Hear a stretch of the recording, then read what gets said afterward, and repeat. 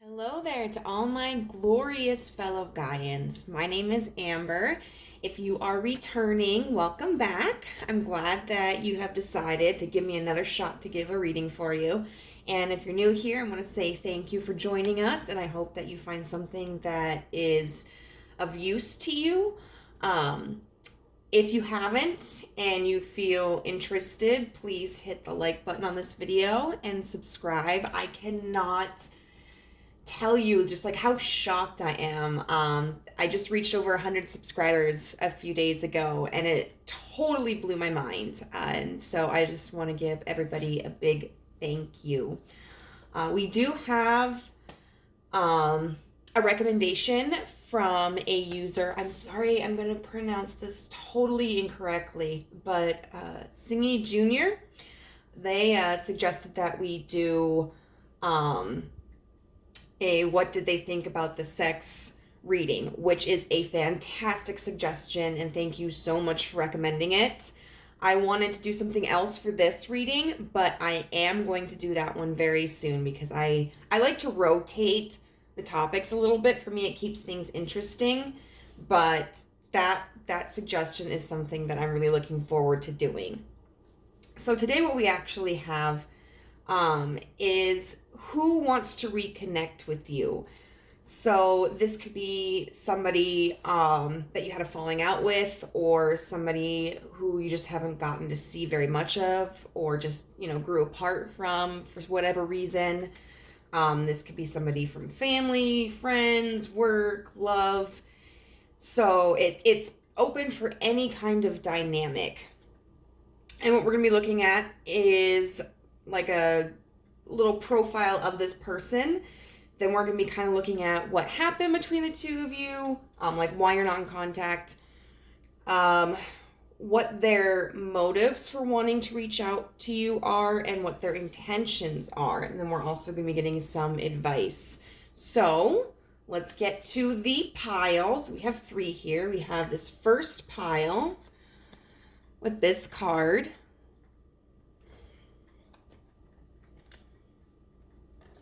The second pile with this card. And the third pile with this card. So take a moment, reflect on whichever one feels like it's drawing you in the most, and I'll see you there. All right, group number 1, if you chose this card, then this reading is hopefully for you. So we're going to be looking at kind of like a profile of the person who wants to reconnect with you, and then the circumstances under which like the relationship may have dissolved, just so that you can have a better understanding of if this resonates with you or not. If it doesn't, feel free to pick another pile, or maybe there's not a message for you if none others resonate, but we're going to get started here. So right away, we have this person here who is like really flexible, and the card is actually called the Contortionist, and you can see her arms are like going all that way, her legs are moving like that, and even though this is a pattern on a dress, this kind of reminds me of the spine. And the Contortionist card says, the affirmation is, I resist those who would have me bend to their will. So we're actually just going to put it like that. And then we have the Cardinal with, I believe the booklet said those were aster plants. And then, that's one thing, like, the cards like to do little dances. And then we have number 43 with 5th house and passion. But it was pulled in the reverse. So, right away, the feeling that I get from this is that this is someone with whom you kind of had a playful connection with. Especially with the Cardinal. The Cardinal symbolizes, like commitment and love, and the aster symbolizes loyalty, and so this very well could be like an ex-romantic partner.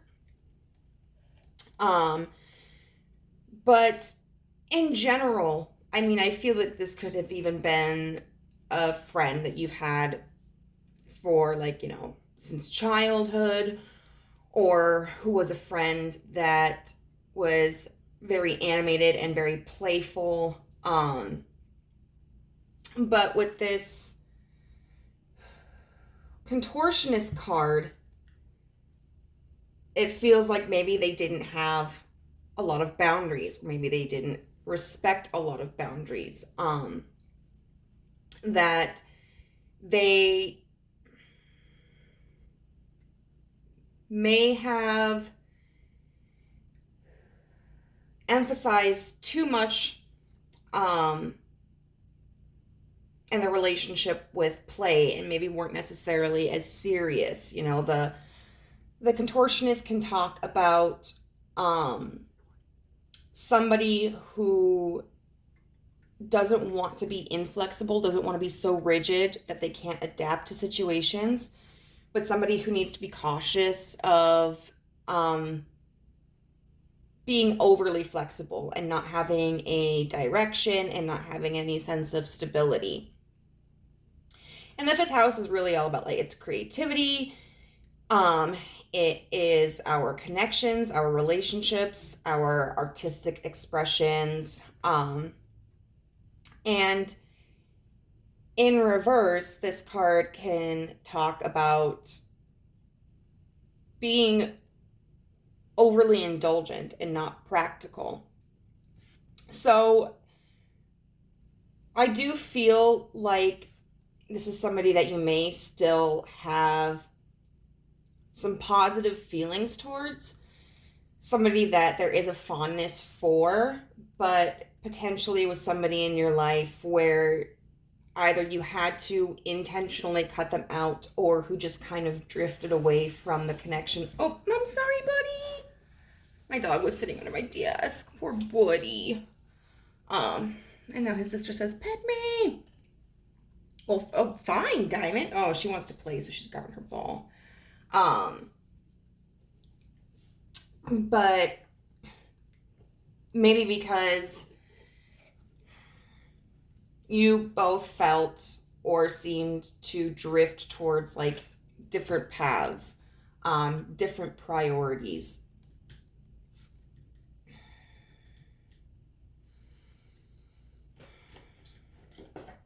And I definitely feel like this is somebody who on some level is able to acknowledge that, is able to acknowledge that they were an imbalanced person in your life and how that impacted the connection. I am very interested in seeing how the separation occurred. Depending on what comes out, if it's like a particular circumstance, this likely won't resonate with everybody. Sometimes when I ask a question like this about, like, what happened here, it's more of an expression and not necessarily a situation. It can be more generalized, so in that instance, it may resonate with more of you. But I like to include this to have more context of the situation, and also to, like, give viewers the opportunity to really suss out for themselves, like, does this feel like it's a message that's meant for me? Does this feel like it fits the story of my life? So I'm just going to get a few cards. So what caused the separation between pile one and this person?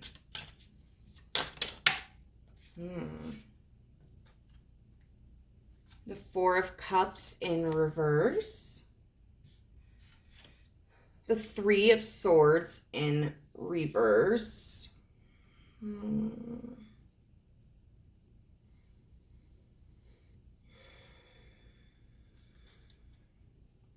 goodness. Maybe I'll move this little guy over here. I intentionally decided not to burn some incense today because my dog was doing like the reverse sneezes. So I think he has some irritation in his nasal cavities. All right, what caused the separation here? The Six of Wands in reverse.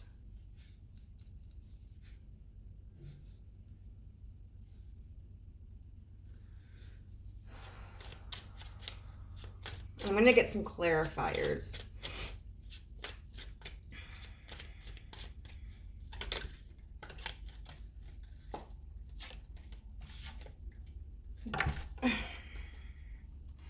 The Two of Cups in reverse.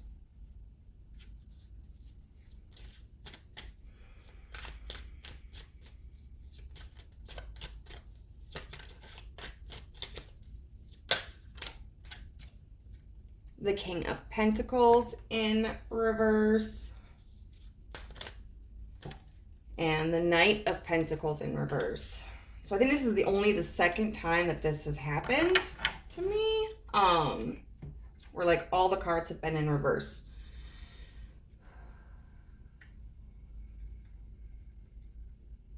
We have all elements here.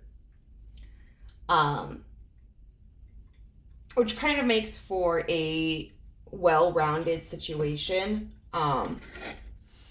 Or I suppose a better term is for like a more complex situation, because we would know that like if it were all wands, for example, it might be a passion issue or a movement issue. If it were all swords, it might be a communication issue or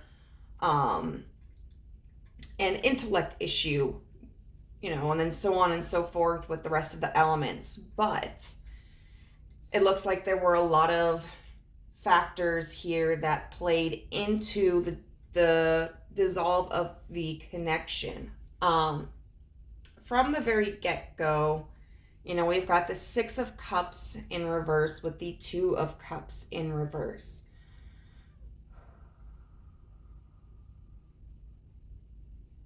So the Six of Cups upright talks about like nostalgia. It can be a soulmate card. It's about sharing, but in reverse, it can be talking about being stuck in the past. To the point of like nothing new can be created and there's nothing fresh to offer. And I definitely feel that in this situation, whoever this involves, that's the case, because we also have the Two of Cups in reverse. Twos are often indicative of choices. And so the Two of Cups would be like an emotional choice or an emotional connection. And so in reverse, there's a lack of that.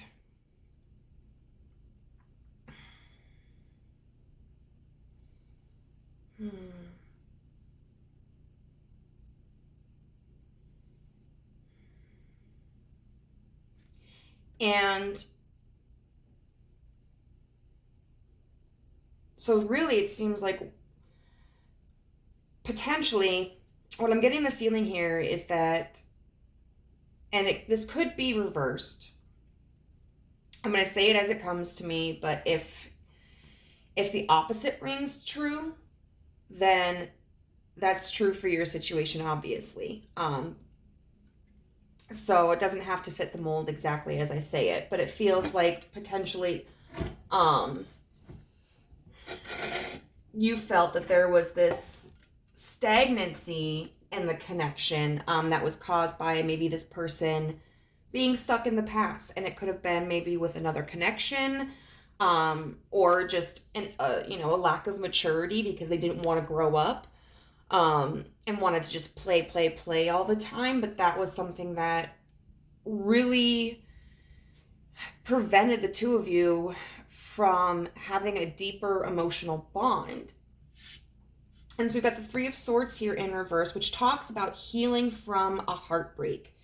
and this King of Pentacles in reverse. Now, court cards such as kings, knights, queens, and pages can often represent physical people in our lives, but they don't have to. There are times where they can represent situations or just energies. In this circumstance, I do feel that this King of Pentacles does represent the person over here. Now, just because it's a king doesn't mean that this has to be, a male. Not by any means. It's just when we think of kings, we think of like the ultimate stability. A King of Pentacles is someone who knows when to invest and when to withhold.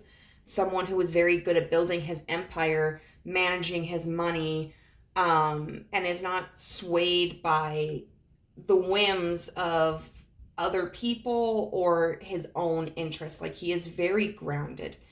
But in reverse, this is somebody who can be very overly generous, or somebody who can be miserly, somebody who doesn't have a realistic handle on the situation.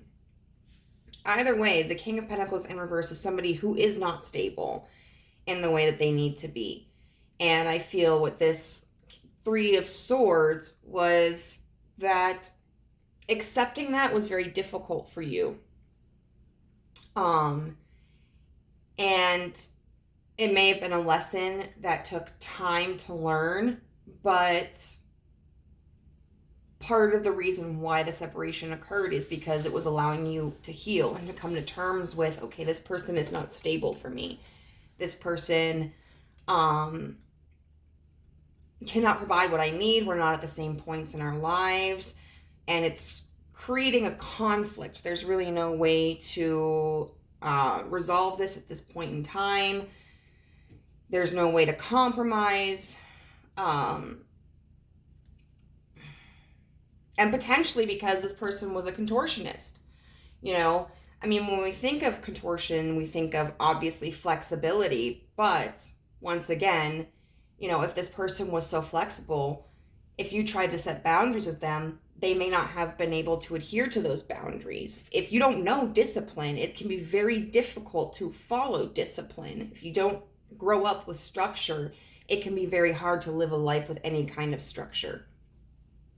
Then we have the Six of Wands in reverse. No, sorry, it's the Four of Wands in reverse. And then the Knight of Pentacles in reverse. So it's hard with Roman numerals on the cards when they're reversed, because like we've got the Six of Cups over here, which at first I thought was the Four of Cups, because even though it's upside down, I see the I and the V one way, and then over here with the Four of Wands thinking it was the Six of Wands because it's the opposite way, whatever. Okay, so this is the Four of Wands. The Four of Wands is about celebration. It's about union. It's often thought of as like the twin flame card, true love card, union. In reverse, it's a breakdown. It's incompatible. It's something that we kind of built up in our heads that really let us down. It didn't meet our expectations. And then we got the Knight of Pentacles. It really is like the dissolve of a connection, of a pursuit, of a structure. And then we've got the Knight of Pentacles in reverse. The Knight of Pentacles is already somebody who's moving slowly. But upright, the Knight of Pentacles is very sure of where they want to go.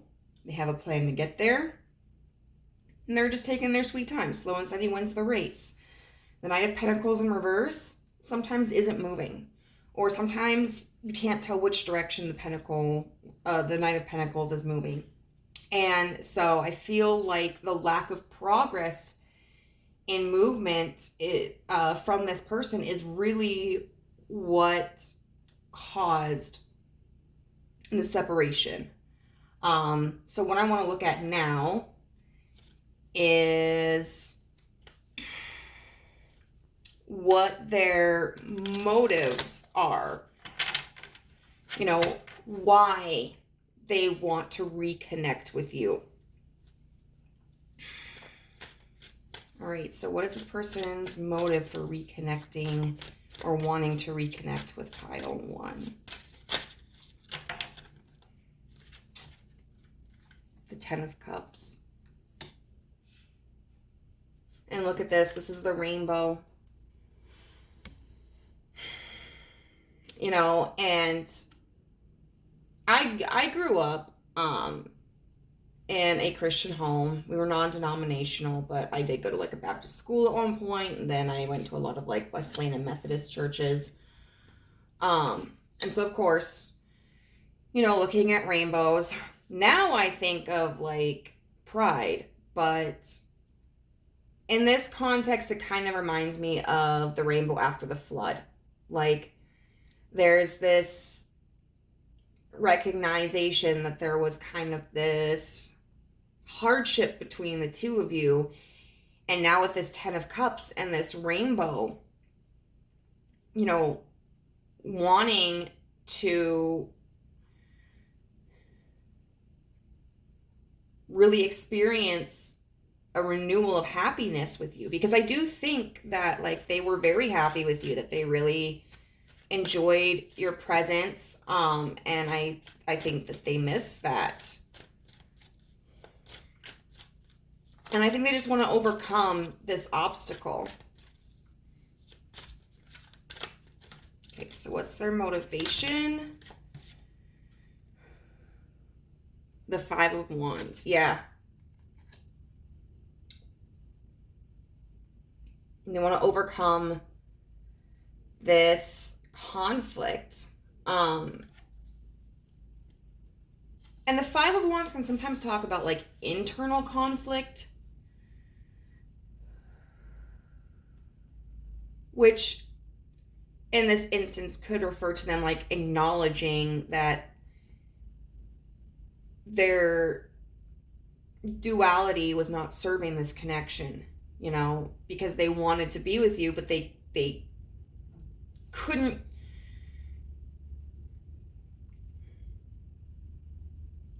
You know, if this is like a previous lover, they might not have officially committed to you.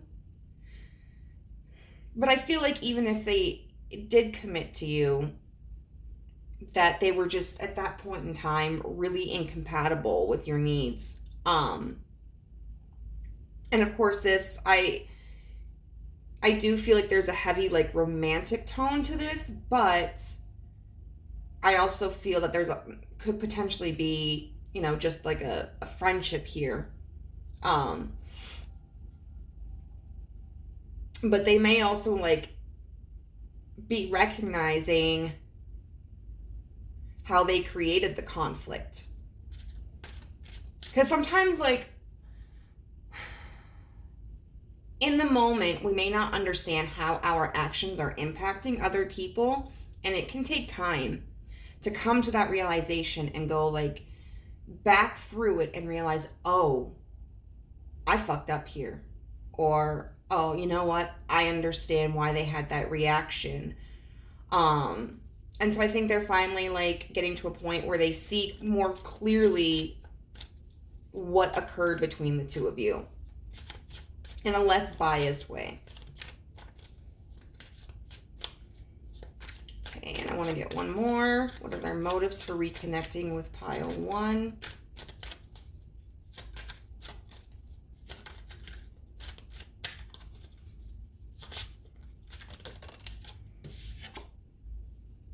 The Devil.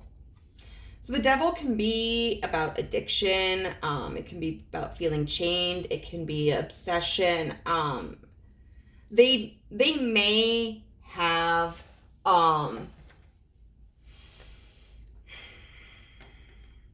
kind of a codependent attachment to you.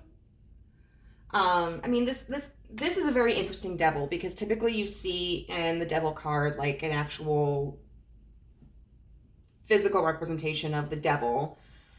And then like two people who are kind of bound to each other and to the devil. But this one is represented by the mirror. You know, and if it were in reverse, I would say that it was further, like them breaking free and like seeing the truth, and choosing to end those past cycles of behavior that contributed to the dissolve of your connection. Since it's upright, I do feel like this may be indicating that they have an unhealthy attachment to you. Which, I mean, I think a lot of us can develop codependency very easily. I know that I have struggled with it. It is something that I am continuing to struggle with. But, you know, it is also something to be aware of. You know, it's important for us to recognize when we are being codependent on somebody else, and then it's equally important for us to recognize when somebody else may be codependent upon us. So, and then I want to see what their intentions are. Like, are they going to try to come back into your life? Are they not? If they don't, why? If they do, how? You know, are they good intentions? Are they selfish intentions? Like, what's going on here?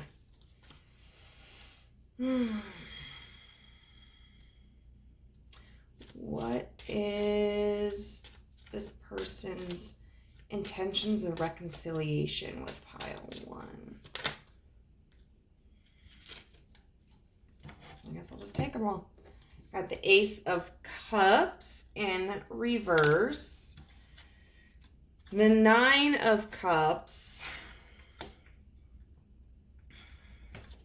upright. And then the Knight of Wands upright. So I definitely think this person is going to try to come back, you know, because sometimes just because we want to reconcile with someone, because we want to reconnect with someone, doesn't mean that we are going to do it.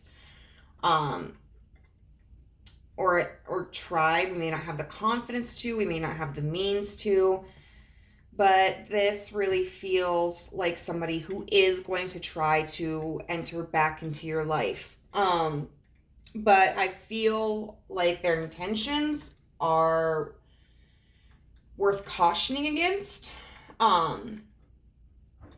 Because even though with this 5 of Wands, I do think that they are finally starting to understand like how they contributed to the dissolve of this connection. I don't think that they're ready to admit that, and I don't think that they're ready to really change, especially with this Devil card right here. We've got the Ace of Cups in reverse. Now, the Ace of Cups is about like a new emotional beginning, but it's in reverse. And to me, that signifies that they just kind of want to come in on their same bullshit. And with this 9 of Cups, you know, that's about like, 9s typically are about like independence. And so what I get with this 9 of Cups card is that they're just going to kind of try to reach out to you as if maybe nothing happened. Just like, hey, how's it going? What's up? Long time no see. And really try to have emotional control and also direct the conversation so that it doesn't necessarily reflect back on the past and what happened. I don't feel this person is ready to hold themselves accountable and have that serious conversation with you. And this Knight of Wands, man, I tell you, this Knight of Wands is someone who is very passionate, very charismatic. And don't get me wrong, I love fire signs. I love fire signs. I'm a Virgo sun with a Sagittarius moon and a Libra rising.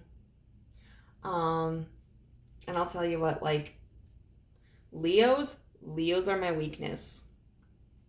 My 100% weakness. You get me a confident, cocky, bold, adventurous, creative, passionate, feisty, but also soft. Like Leo man, I have trouble keeping it together. But sometimes, I mean, every sign you gotta watch out for. Every sign, every person, you know, it doesn't. There are positive qualities of each sign, negative qualities of each sign, and we all embody all of them. But I know for myself, I gotta watch out with those fire signs. I'm not so worried about like an air sign or a water sign. Like I feel like I can handle those relationship dynamics. But a fire sign, either I am going to like follow that person to the ends of the earth or we're gonna fight. Like there's no in between. And so I feel like this person really kind of wants to come in and charm you. And I think that's just kind of worth keeping in the back of your mind if this person really does reach out, because that's what their intention is right now. I do believe that nothing is set in stone. And I think that when we are reading the cards, we are reading off the tail energy of what already exists. And I fluctuate a lot in my moods. Sometimes I'm like, hell yeah, I'm going to do this. And then like I drop back down and I'm like, nope, nope, nope, bad idea. And of course this depends on like time frame as well, because going off of energy, you know, if we're predicting something about tomorrow, that's going to be more likely to be accurate than something, you know, 5 months from now or 5 years from now. But still, I think it's worth heeding, you know, be conscientious of this person, like, and if they're taking accountability and if they're willing to be mature. So we're going to get into your advice. We have protect what you love. It is your duty and responsibility. Number 25. We have 32, escapist, come home to yourself. We also have 19, lavender, surround yourself with love. And then we have patience and stillness. So I definitely think that this really talks about maintaining clarity a lot. So with escapist, come home to yourself. If you have had any history of kind of overindulging in ideals, fantasies, potential, like I will tell you this. For me, my weakness is I love a bad boy with a good heart. And I mean, I always see a lot of potential in them. And one thing that I read was like, you know, it's okay to fall in love with potential, but you gotta live with their reality. It's never wrong to see potential in somebody, but we can't act based upon their potential if they are not willing to move towards that potential. And so what I think this escapist card is really talking about is like, make sure you're staying grounded in yourself. When this person comes in, you know, if you want to like extend an olive branch to them, if you want to let them back in, if you want to communicate with them, that's totally fine, but keep yourself grounded. And this patience and stillness, you know, this, what I look at most is like we got the water here and we've got these planets and the, I mean, I to me, they all look like moons. They're all round things with craters in them. You know, and the water makes me think of cleansing. And looking into this sky with this image makes me think of like,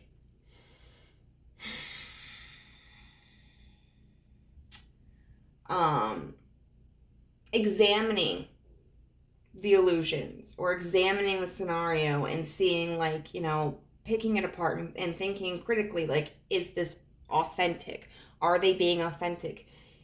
You know, and it's really also, I think, about connecting to your intuition. Like sometimes we have that feeling in our gut that's like, I don't know. And we don't listen to it, whether because we want to believe something or because someone talks us out of it. We have this protect what you love. It is your duty and responsibility. And then lavender, surround yourself with love. So I think it's very important that you definitely focus on love when concerning this situation.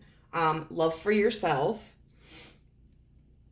If possible, like, if this person kind of comes in back on some of their old bullshit, you know, if possible, still being able to maintain like that sense of love that I do think you feel for them, whether this is a friend or an ex-partner, an ex-friend, but also being able to like establish your boundaries and adhere to them and not let anybody disturb your peace just because they may have difficulty with structure. Because I know one of my journeys I've been experiencing lately is like having to recognize that somebody else's behaviors are not always reflective of me, but are reflective of the trauma they have been through and their response to it. And I can make like one of two choices. I can either get like angry and bitter about it, which does nothing but pollute my own mind and my own heart. Or I can choose to acknowledge that like, yeah, this upsets me. I don't, I wish circumstances were different, but I'm going to choose not to take it personally. And whether I continue this relationship with this person or not, whether I continue to communicate with them or not, I'm going to allow myself to feel love for them. Of course, this reading makes me feel like you do still care for them and that they may have hurt you, but it wasn't in like a violent way. It wasn't in like a largely traumatic, abusive way. But more that they were like childlike and petty, and because the first one's a whole other ballpark. And then lavender, surround yourself with love. First of all, lavender is like really good for relaxation. So you might want to light some like lavender incense or like have a lavender bath or use some lavender scented lotion. Lavender oil, just to kind of help with that like sense of clarity and calm. But it also, I think, is important for you to connect with people outside of this connection, whether you want to discuss like what's going on with this person or not. I don't think that's necessarily like an integral part of the equation. It's just more so of making sure that you don't focus entirely on this person, whether you are in isolation or whether, you are physically connected to them, but also reaching out and spending time with other loved ones. Because it can be, when we have a dynamic that can be kind of toxic or codependent, it can become very emotionally and mentally consuming, and at the same time, like not refilling anything within us. And it can be very depleting. And so I think it's super important that you look outside of yourself and outside of this connection for ways to like nourish you.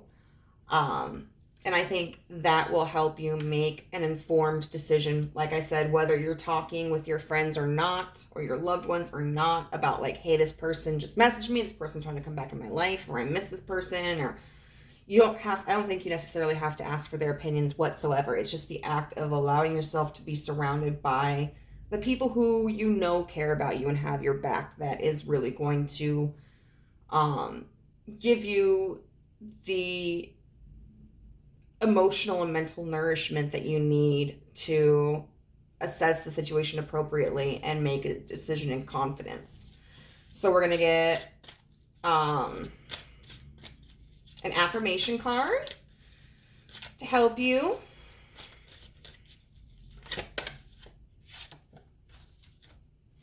So the people in my life are really mirrors of me. This affords me the opportunity to grow and change. My life is a mirror. And that is both beautiful and such a difficult concept sometimes. And I think that's also why it's really important to surround yourself with love, people that are still in established connections with you, because what you're going to see is that love reflected back to you. But if you focus on somebody who's coming back into your life because they miss you, but if they're not willing to respect your boundaries and have a mature discussion about what happened and indicate that they're willing to make compromises and changes, then what that's going to reflect back to you is frustration and sometimes doubt and anger and bitterness. And,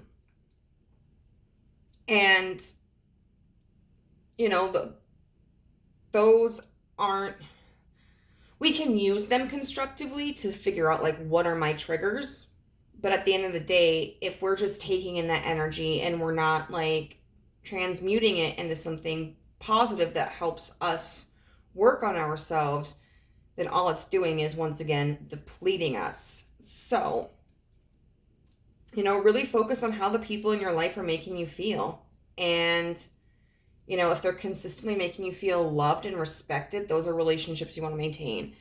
And if someone comes in and can grow and love and respect you, great. If they can't, then consider how you want to move forward with this person, if you want to move forward at all.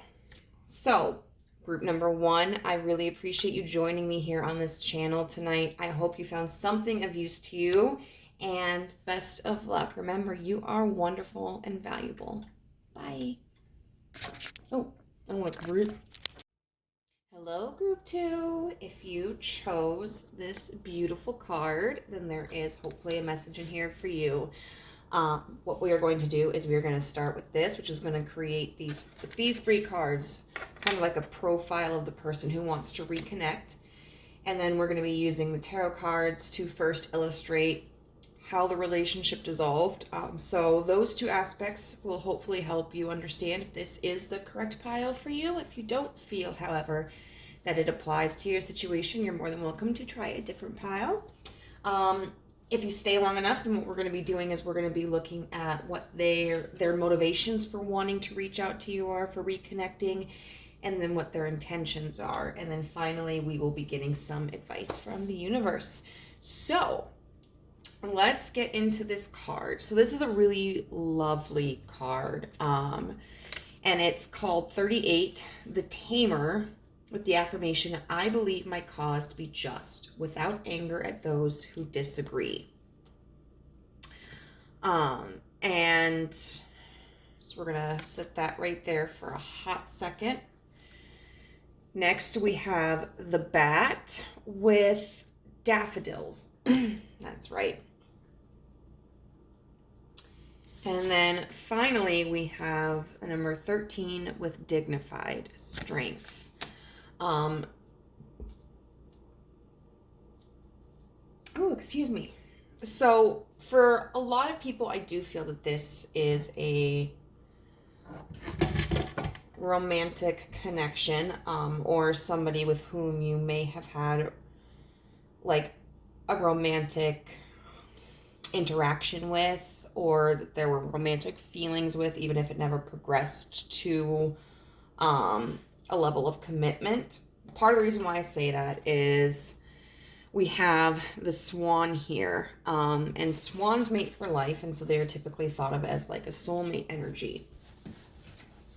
Although it should be noted that that I stand by this interpretation of soulmates, that we have a variety of soulmates throughout our entire lives, and they can be friends, family, lovers, or pets, and that they can be in our lives for a long period of time or a short period of time. But it still stands. I mean, like, true love, like someone that you experience true love or genuine love or authentic love or unconditional love. You could consider a certain type of soulmate. But anyway, so I kind of feel like the swan represents you. And in the book, it talks about swans being beautiful creatures, but they can also be kind of vicious. And in this story, between the two characters here, the swan has had some very negative experiences with humans. And so here comes along this fairy who appears human. And at first, the swan is kind of distrusting of it. But the fairy is non-threatening, and the fairy is patient and understands the struggles that the swan has gone through and is willing to earn the trust of the swan. And so I kind of feel like that the fairy is representative of your person, that your person is the tamer. That potentially you had your reservations about this connection and about this person. It may have seemed mismatched because, we have this fairy and we have this swan. So it may have seemed like that you two in your connection were vastly different, whether in appearances or beliefs or mannerisms, temperaments. But in all actuality, like, sometimes what we need in our lives, or sometimes what benefits us in our lives, is allowing someone in who is different. We can't grow unless we are placed into new and different and challenging circumstances.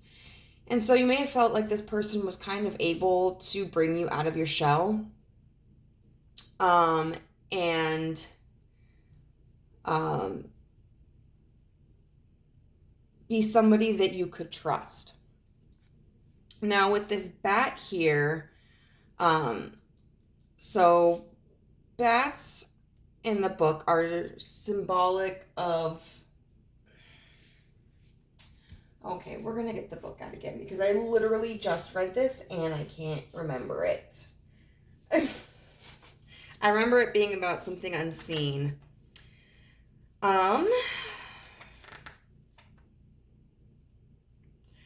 Bat, perception, transition, daffodil, new beginnings. Okay. There we go. So, first of all, bats typically, I don't know if this is all species of bats or if this is relevant to just specific breeds that we may be more familiar with. But when I think of bats, I think of echolocation. They may not necessarily be able to see the best. And so there are species of bats, and I mean, here we can see this particular bat has very large ears. Have to use echolocation in order to be able to ascertain their surroundings and locate what they're looking for. And so I think, part of this demonstrates that this person is able to kind of think outside of the box and is able to perceive things and notice things that maybe others are not as perceptive and aware of. And this could be in general. It could also potentially pertain to you. Maybe people have kind of passed judgments upon you that weren't fair, and this person was able to see beyond that and see something different. This person also seems to be somebody who is really good at change and adapting, and who is willing to try something new. And then we have this dignified strength card. So dignified, I want to say it's like an aspect. And in the book, it talks about people who have planets or signs in their planets that are the rulers of those signs, or signs that are highly compatible with that planet, i.e. it talks about Mars. You know, if someone has a Mars placement in Scorpio or Aries, because Mars rules those two signs, or if it has a placement in Capricorn, because Capricorn is very compatible with Mars energy, but they're really going to exceed in that particular area. And so this person may, even though I feel like they are willing to try new things, this person may kind of have their own little niche. They may focus on the strengths that they already have, and may not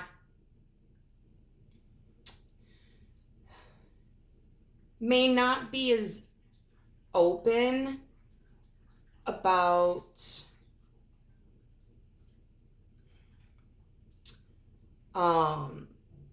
their journey in areas where they don't necessarily have an advantage. I mean, for a lot of us, it's really easy to kind of boast about our strengths and to showcase those strengths. But we may tend to be more quiet about areas of our lives that we struggle a little bit more in, that we don't naturally excel at.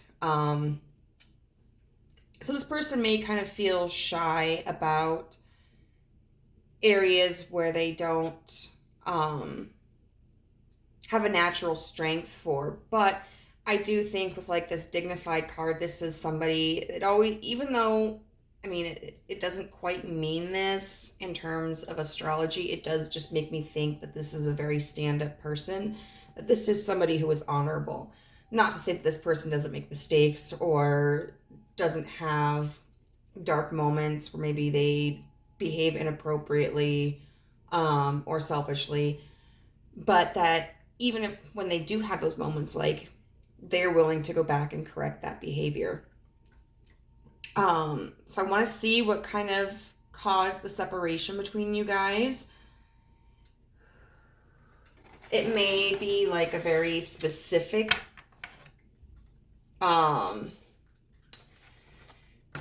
scenario, in which case, you know, I don't expect that this would apply to everybody.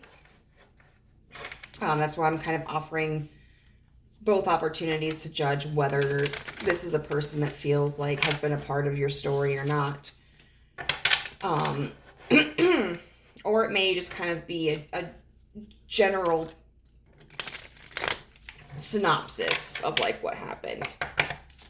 But we're going to get a little nosy. So,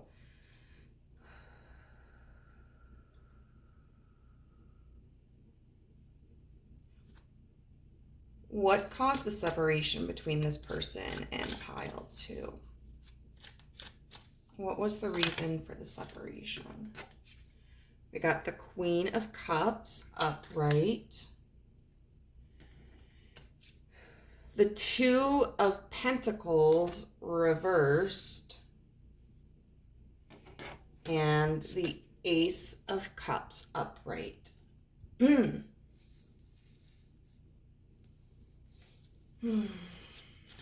and we're going to do some clarifiers on those.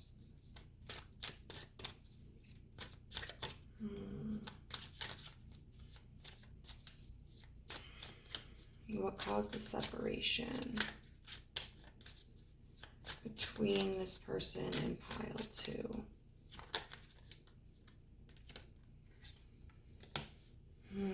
We have death. It always makes me think of Hamlet, and I really don't remember Hamlet that much, but and then the Two of Swords, which is very interesting. Very interesting to have the Two of Swords underneath the Two of Pentacles. And then one more card, please. What caused the separation between this person and pile 2? The Sun.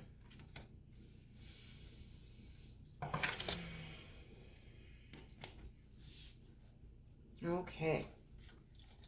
Now it's interesting So the last pile, I don't think had any major arcana, but had all of the elements. And here we've got three elements. The only one that's missing is the suit of wands, but then we do have two major arcana here.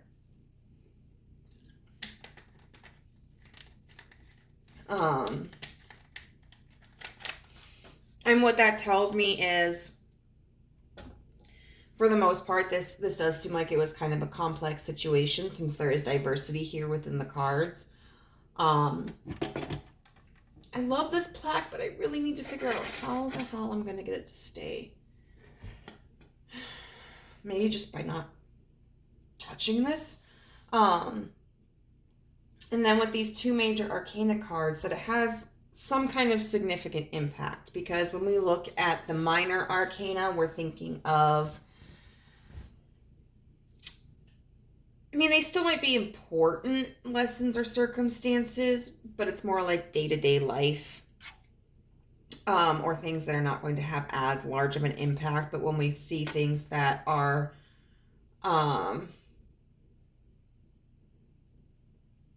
major arcana, that typically talks about having a more powerful impact.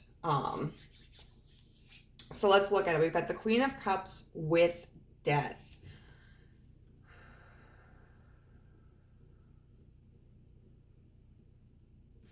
And I am kind of curious about that. So I'm going to get one more clarifying card for that situation, because to me what this is signifying is that there's a change of feelings.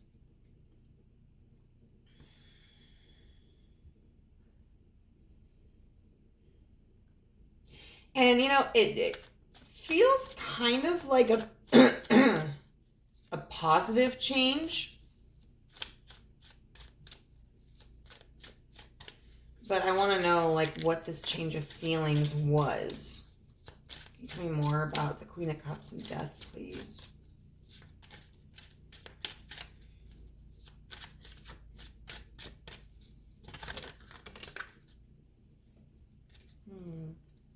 The Queen of Pentacles, upright.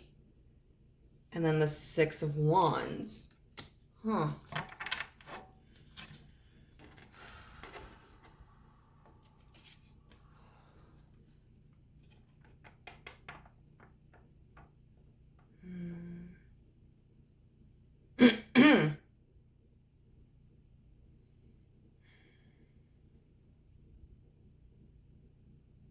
It feels like a change of priorities.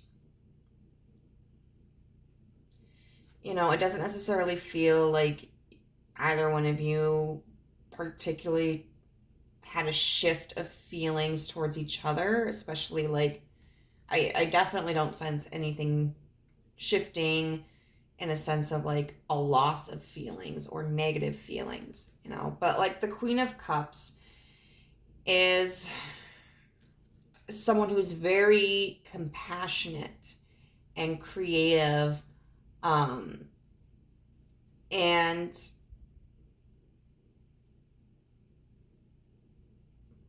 heart-centered, and very much in control of her emotions. And she's so nurturing. But then we change to the Queen of Pentacles with the Six of Wands. And the Queen of Pentacles certainly is nurturing as well. A lot of interpretations herald her as kind of like the pre-Empress figure. But it looks like somebody had a change of priorities that went from, it seems like being emotionally focused, looking for like emotional fulfillment, or you know, focusing on this connection, and it changing to a more materialistic focus, a focus of financial success and status. I mean, look at this lady. She's working so hard. She's busting her butt. And so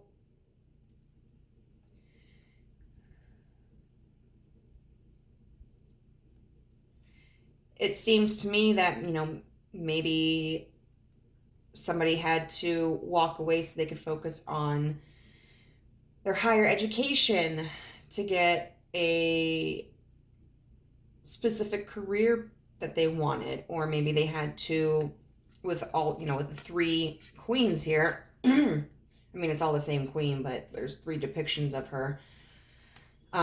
They had to work multiple jobs, or they had to put in extra hours, and it was just kind of this necessity that that they felt they had to focus upon so that they could achieve this kind of financial and status success, which is fair. I mean, sometimes you can't balance both, and I think that's really what this Two of Pentacles in reverse and this Two of Swords is as well.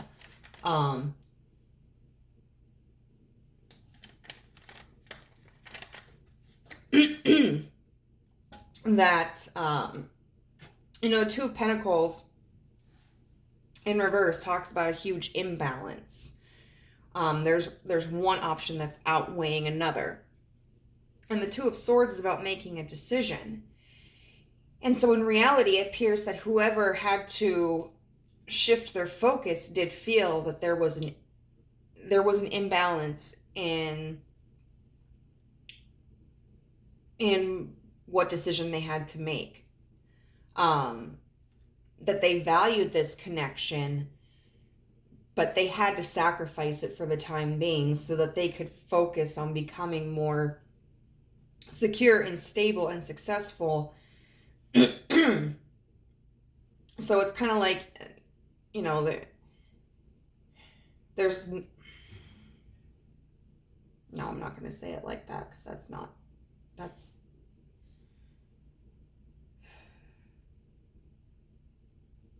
the need for security just outweighed the need for the emotional fulfillment at that time.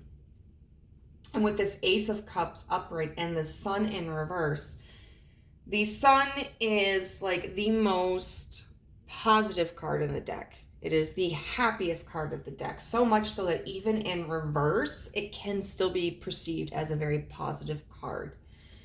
The Ace of Cups talks about, we look at this bat that was saying the same thing, new beginnings, and this is a new emotional beginning.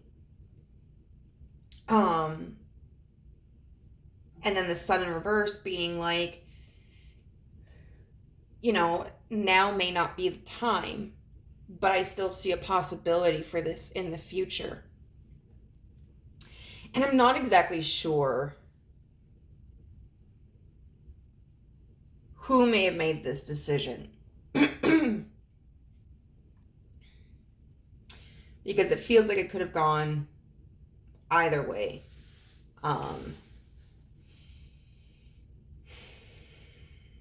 But that's not really the point. The point is that someone fits this profile. And that's what's caused this, the change in this connection. So now we're going to see the motive that's driving this person to want to reconnect. What is it what is the reason they want to reconnect with you? Because I do feel motive and intention are two different things.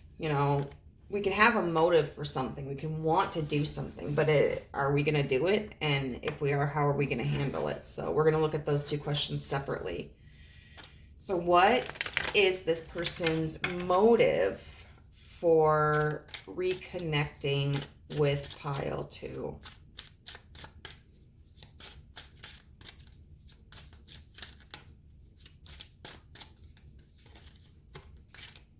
What is this person's motive for reconnecting with pile 2?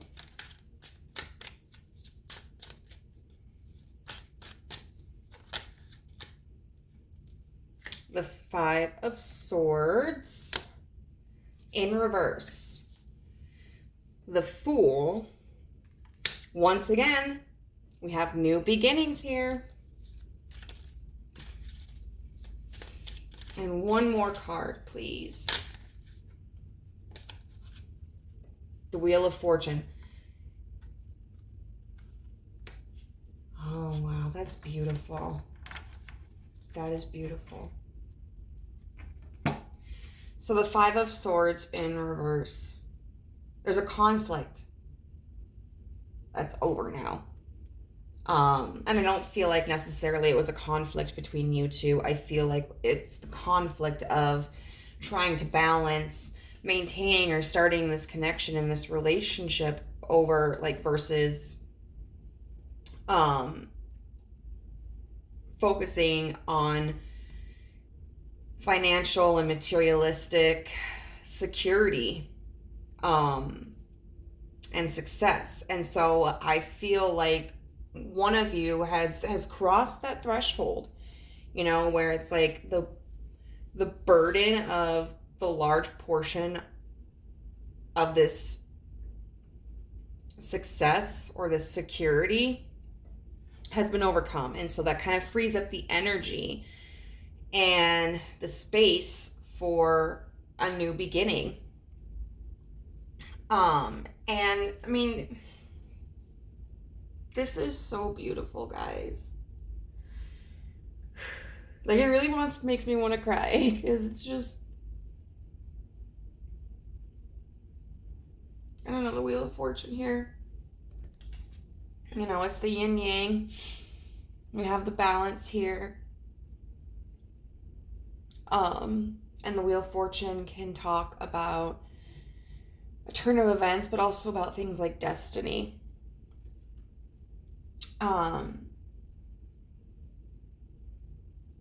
It makes me feel like this person really just sees you as the other half of them, but not in a really codependent way. In a complementary way, in a supplementary way, in a way where they're confident in themselves and that they're a complete person and confident in you and that you're a complete person, but they're like, I may be complete on my own, but I want pile 2 with me. You know, so like,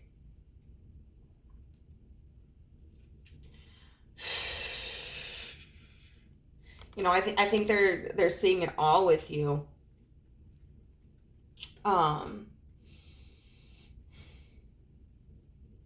Like, okay, we got one cycle completed.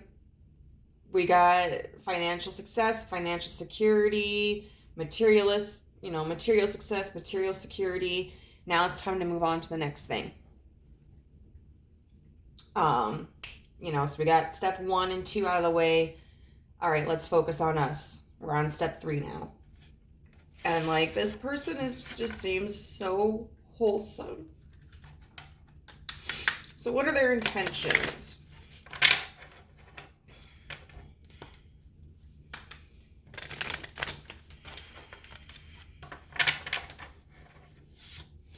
What are their intentions toward reconnecting with pile 2?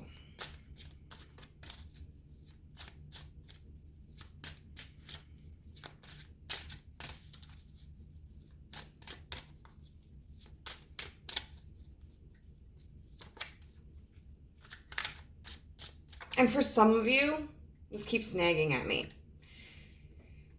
For some of you, maybe the relationship didn't end. This is a person that you're still romantically connected with, but there was a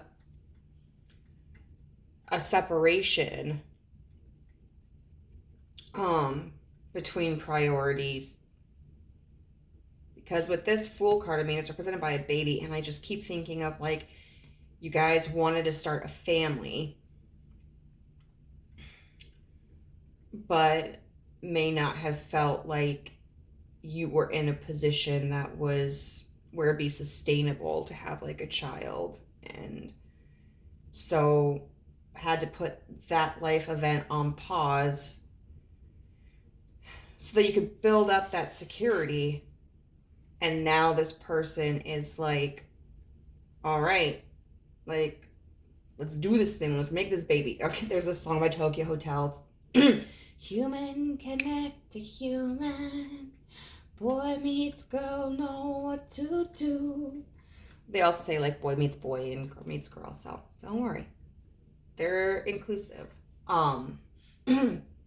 But yeah, for some of you, like this may not be an actual separation, but it may have just been like a disconnect from a goal that you both want to achieve, you know, the next step in your relationship, and now it's getting to a point where this is becoming like a possibility again, or back on the table. Anyway, I'm gonna digress. What is their intention towards reconnecting with pile 2?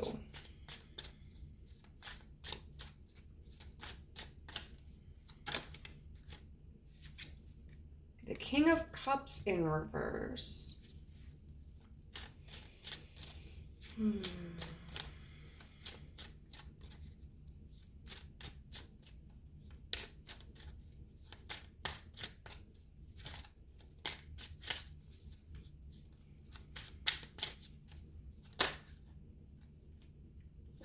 The Four of Pentacles in reverse.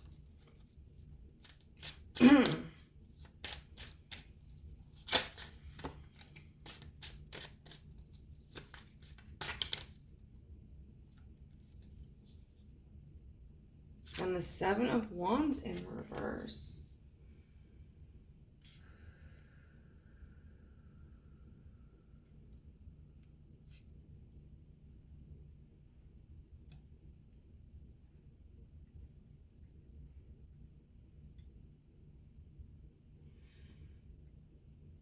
So we have, once again, I feel like parts of the spread are reaffirming that this is a very significant connection. A lot of people would look at the fact that we have the Queen of Cups and then also the King of Cups, though be it in reverse, as a sign that it's like a divine masculine and divine feminine connection, you know, regardless of what gender and regardless of what sexual orientation. But two people who share a very, very deep bond, and potentially even spiritual connection. Now, this King of Cups is very interesting because he has a scale. And certainly, upright, the King of Cups is someone who is emotionally stable, very emotionally balanced, keeps his cool all the time. In reverse, I do want to get another card to clarify, but it can be an emotional instability, whether that's he wants to, like, he's just like anticipating, like, I'm so ready for this to happen, I don't want to wait, you know, or whether he's apprehensive. Well, which way do you want to go, bro?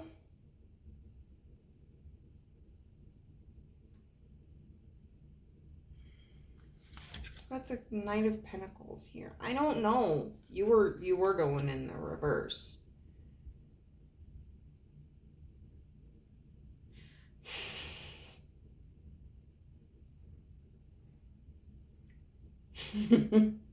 Okay. I get it.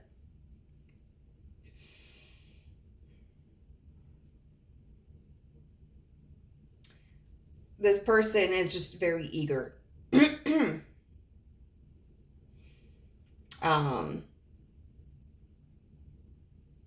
I don't know that they necessarily have a plan.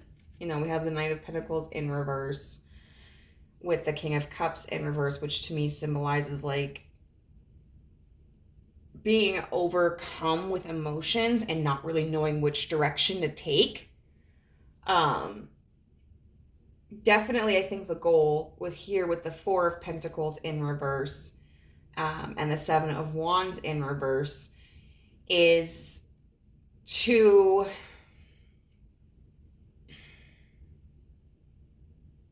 come in and reconnect.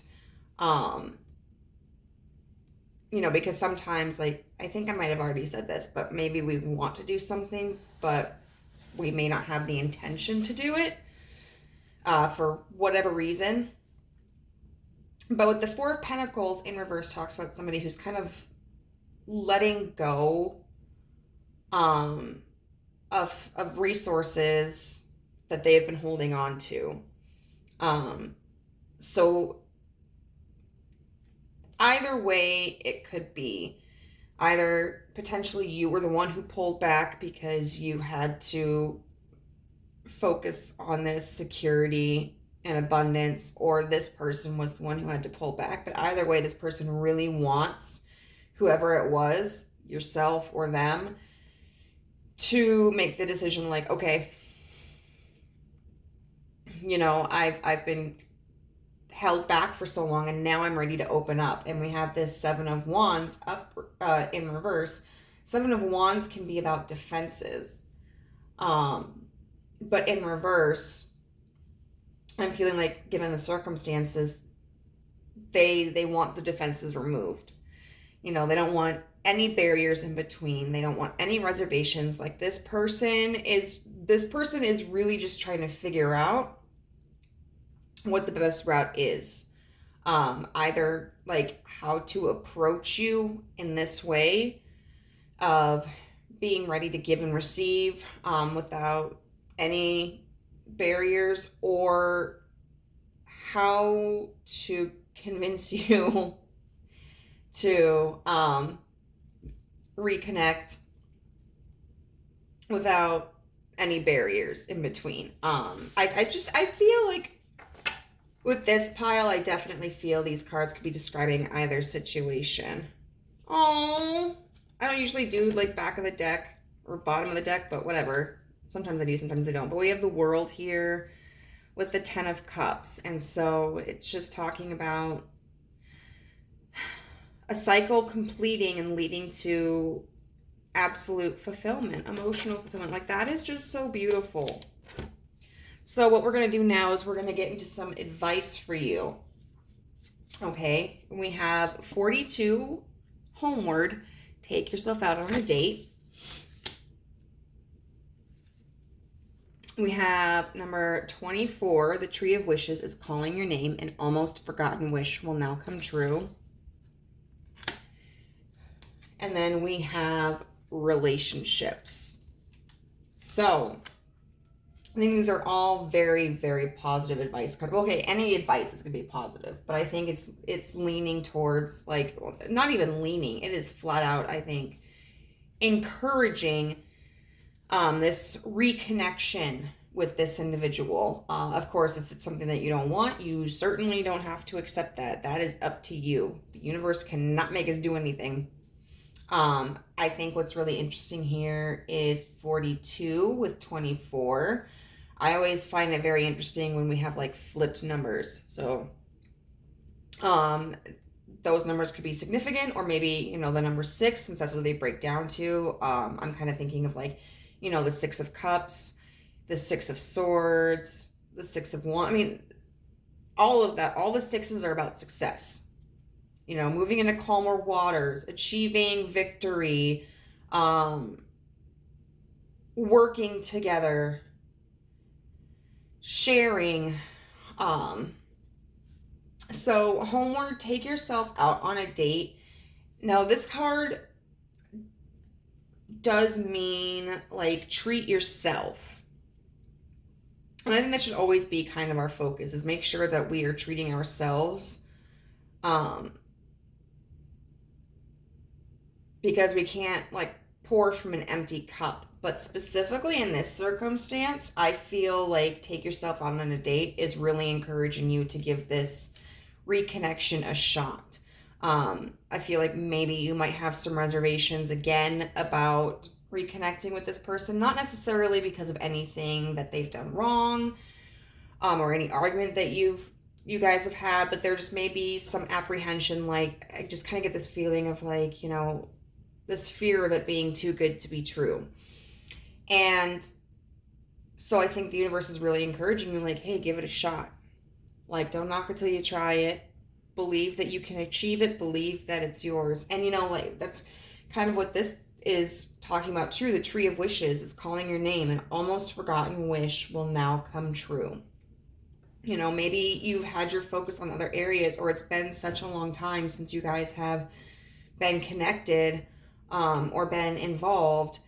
And the universe is reassuring you, like, I really think that this is a positive union for you, and that it is coming. Energy can always change, and what we're predicting tomorrow is going to be much more reliable than what we could predict 5 months or 5 years from now. But this person does seem kind of determined. They might get some cold feet. I don't know,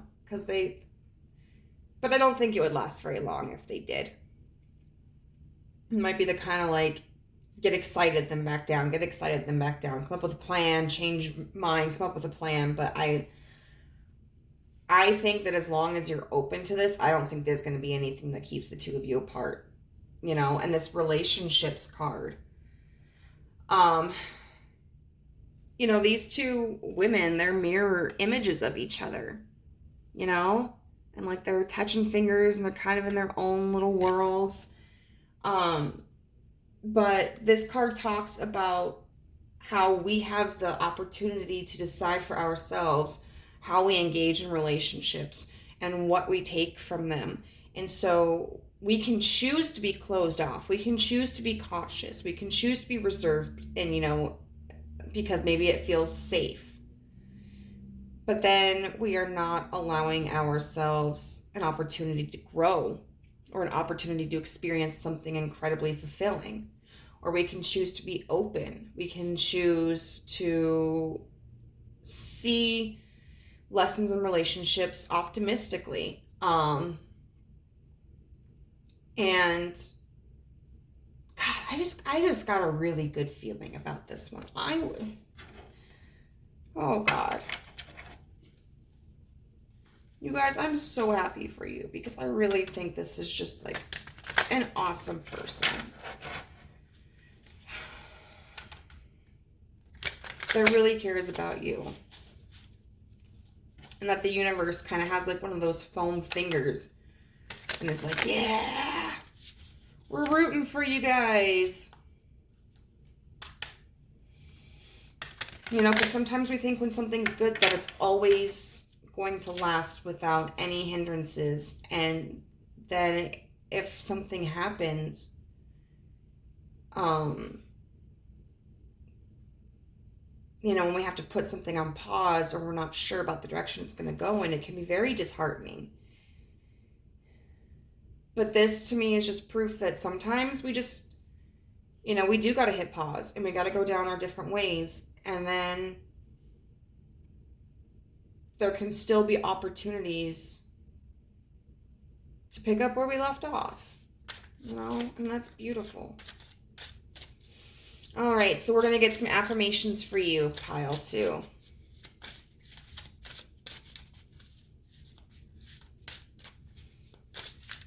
What affirmation do we have? Okay.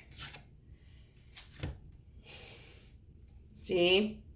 I am in the process of positive change. I am unfolding in fulfilling ways. Only good can come to me. I now express health, happiness, prosperity, and peace of mind. It's very important to believe that good things can happen to you. There's a difference between like healthy optimism and determination versus like illusion and deception. You know, sometimes it can seem like if we get our hopes up that we are just like we're kidding ourselves. But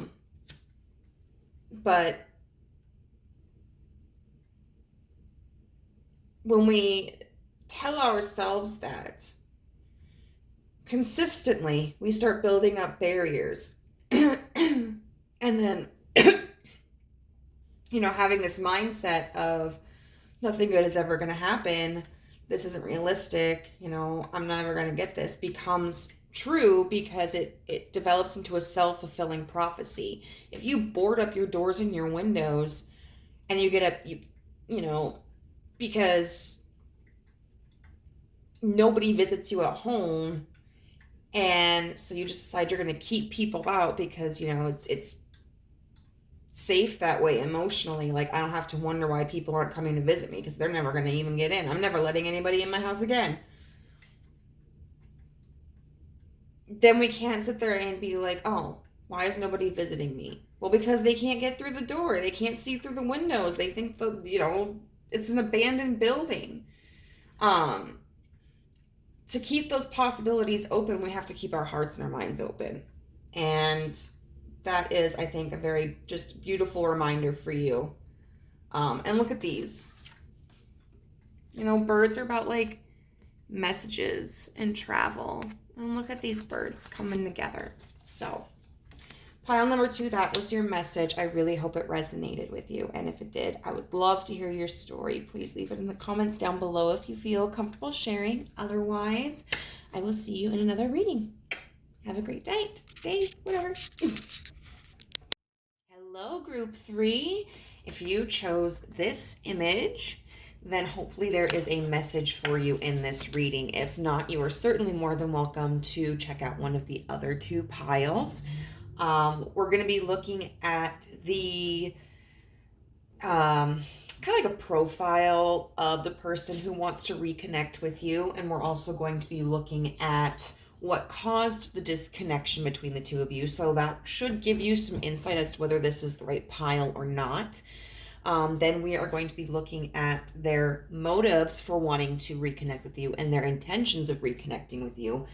Finally, with some advice from spirits. So let's get into this. So first off, we have this very lovely card, but it kind of makes me think melancholy. We have these 2 angelic-like figures here, but with butterfly wings. And it should be noted that this card is labeled number 44, the traumatized. And its affirmation is, I acknowledge that I have been traumatized, but also that I am healing. And so when we see depictions of butterflies, that typically talks about transformation. And you know what? The other 2 piles, excuse me, I laid out all the cards. And on that note, that's what I'm going to do because we also have the butterfly here. And finally, we have card number 22, Mars with motion, but it was in the reverse. So I feel as if with this traumatized card, this image here of this kind of cherub-like, butterfly winged angel or fae, could represent this person's inner child, and then this adult figure representing their kind of current period in life. And this card, I mean, change is very difficult, especially when we are attempting to correct behaviors or thought patterns, or perspectives that were a result of trauma, very deep trauma. And here we have lots of rain and thunder. You know, that kind of like this one right here makes me think kind of the Tower card, because in a lot of depictions of the Tower, you see a lightning bolt striking the tower itself, causing it to collapse. And then we have this lightning bolt right here, which is pointed directly at the adult depicted in here. And so when I look at this card, it makes me a little sad. I mean, we see these weapons here as well, and these helmets of like fallen soldiers, because healing can be a very difficult time period. And it can cause us to revisit triggers, and experience heavy emotions. And it can at times feel very dark. Like sometimes we have to go to a dark place to be able to and to be able to heal from it. So this is somebody who from your past, I think, has dealt with a lot of trauma and a lot of struggle. There may be trauma between the two of you, or this may be somebody who has just kind of been through difficulties in their life. And this might be somebody that changed after a life event occurred. Maybe like a parent dying or a loss of a job or something of that nature. May have almost become like unrecognizable to you at some point, and they may have been somebody who lashed out or misappropriated their anger. And I do see with both, the butterfly and the traumatized card, that this is something that they are trying to actively work on. The caterpillar has to go through an incredible ordeal in order to transform into a butterfly. And it spends a lot of its time in isolation, in that chrysalis, in the cocoon. And so certainly I think this person is attempting to change. What does have me concerned a little bit is that we have this Mars card in reverse. So this could be somebody who has maybe like a Mars and Aries. I'll tell you this, like I can handle, so if we look at the 3 fire signs, I can handle like a Mars in Leo. I can handle a Mars in Sag. A Mars in Aries does worry me a little bit because those guys are going to be calculating. They're not really going to fly off the handle. They're not going to throw like their little temper tantrums. They're going to be calculating. Or they may also have a Mars ruled sign in like their top 3. Like, I think, what is it? It's Aries and Scorpio. Oh my gosh, my dog found her ball and she's coming this way. She will not, like, she is relentless with balls. Oh, almost got her brother with that one.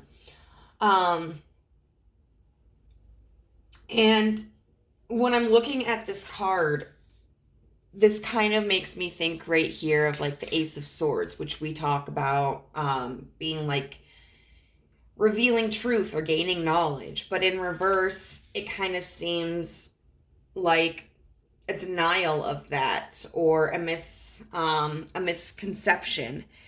And so with this card being in reverse, we're talking about the challenges of Mars aspects, and that can be expressed in aggressiveness, misuse of power, and those sorts of traits. So I feel that this person still has something of that nature to deal with. And that kind of behavior can be very difficult because it's so impulsive, and it really, I think, demands of us to heal like the base wounds or the original wounds. so that we can kind of learn how to not be reactive. And so this may be something that they have not necessarily accomplished yet. And so what I would like to see is what happened between you and this person. Why there was a separation between the two of you. And so this can help you better understand if this sounds like somebody that you have had in your life. It's a very complicated energy. Because I do feel that this person is genuine, like they are trying to heal, but I feel that there's a very big energy that they have not progressed far enough, and we'll see. Okay, so what caused the separation between this person and group 3? What caused the separation between this person and group 3?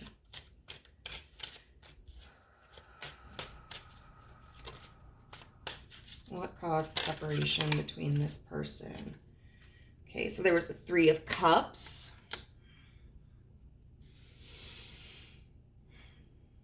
Now, the 3 of Cups is about celebration. But there may have been an overindulgence. The Ace of Wands in reverse. Maybe this person struggles with substance abuse, like alcoholism. What caused the separation between this person and group 3?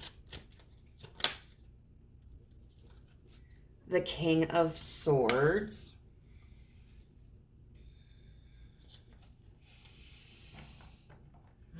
I am going to get clarifiers.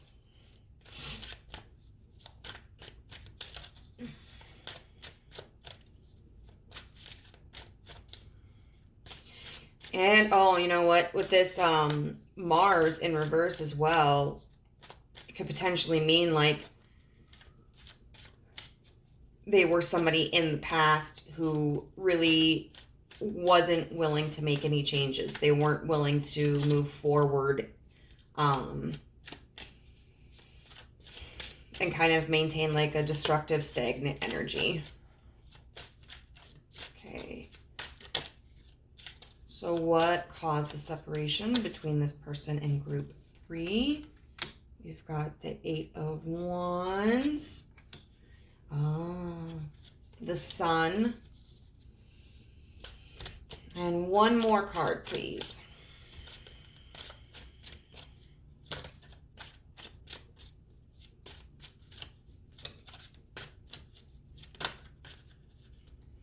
No, that's way too many. And the 4 of Cups. Okay, so I definitely feel that there was a really unhealthy habit that this person had. We have the 3 of Cups here with the 8 of Wands. 8 of Wands is very passionate. It's fast moving. And so I feel like this person may have been like a really heavy partier, may have been a really heavy drinker. I am taking that in a really in a very literal sense, but this could also mean that they just had some kind of destructive lifestyle, or they were behaving in such an excess that it was compromising the connection and probably their life. Because a lot, when someone is behaving in a way that is excessive, it often has a negative consequence, whether they like to acknowledge that or not. Work is healthy. Like, even if I could find a sugar daddy, I wouldn't want to surrender my autonomy to work, because that gives me something to do. It gives me a purpose. It gets me out of the house and socializing. I feel useful. I feel productive. Now, I might cut back on how much I work, but I would personally still choose to work. But if I am working all the time, picking up extra shifts all the time, not taking my days off, not getting much sleep, that's going to damage my life. It's going to have a very negative impact on my body, my health, my psychological health. It's going to also have a negative impact on my relationships because I'm not going to have the time or energy to see people. And then it will eventually have a negative impact in my career because I'm not going to be as productive. I'm not going to be as efficient. And I might, because of difficulty maintaining emotional regulation due to being exhausted, create issues within my workplace with coworkers, with customers, and whatnot. So that's just an example of like a behavior that's not necessarily, that isn't drinking or partying that we could do in excess. That could be damaging. And then we have the Ace of Wands in reverse with the Sun. So what this signifies to me, this is very much this Mars motion in reverse energy. The Ace of Wands is about creating a new opportunity. It's starting a new path, a new project, but in reverse, it's the refusal to do so. And we have the Sun here, which to me signifies that this person was in denial. I have been in relationships with people who have struggled very heavily with substance abuse, and they weren't ready to see that they had a problem. And even when they admitted they had a problem, they thought they could control it, just it wasn't as big of a deal. And so I feel that this person is someone who you may have tried to approach about this behavior, whatever this was, but they disagreed with you on it, and they wouldn't acknowledge that it was causing complications and that it wasn't healthy, and instead just kind of turned a blind eye and tended to pretend that things were okay or that things were going to get better, without them having to take any action. Kind of like it was this, whatever troubles existed between the two of you, or whatever troubles were in their life, kind of placing the blame on something external, and therefore, once this, what's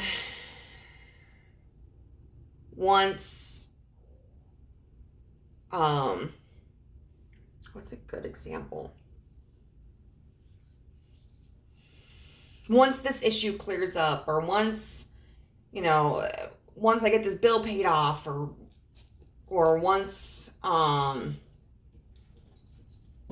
weather clears up, or something external outside of their control, everything will be fine. So I think they were really somebody who was making excuses. And on top of that, we have the King of Swords here. Now, the King of Swords is somebody who uses rational and intellect, is very good with their words. I mean, the King of Swords is one of the energies that you would kind of expect, like, as a lawyer. They know how to work their way around an argument. They know how to poke holes into things. They know how to appeal to reason. And with this Four of Cups, the Four of Cups is about refusing to relinquish. The Four of Cups is not accepting any energy from somebody else and not extending your energy to anybody else. And so, to me, what this signifies is this King of Swords being the energy of them really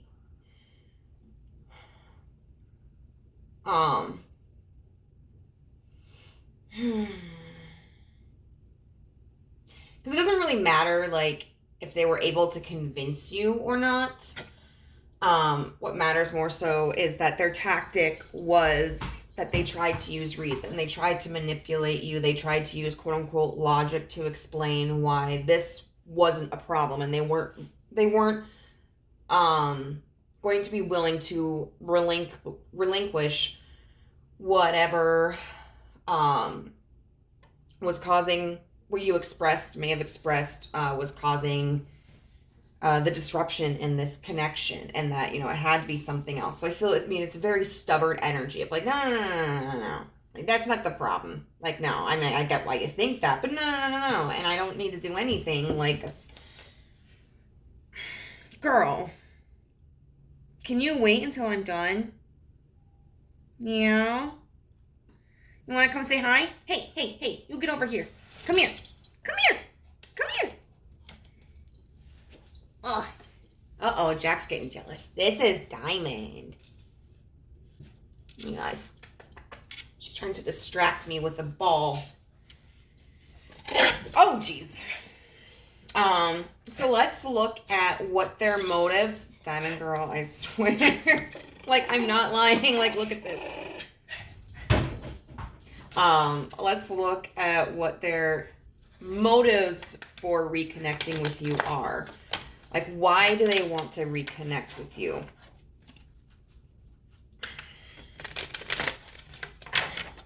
Girl. Okay.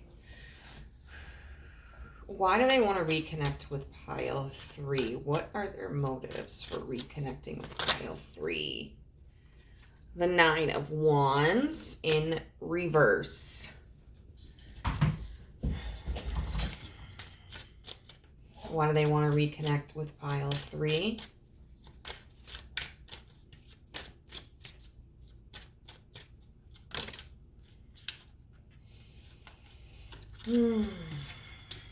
The 5 of Swords.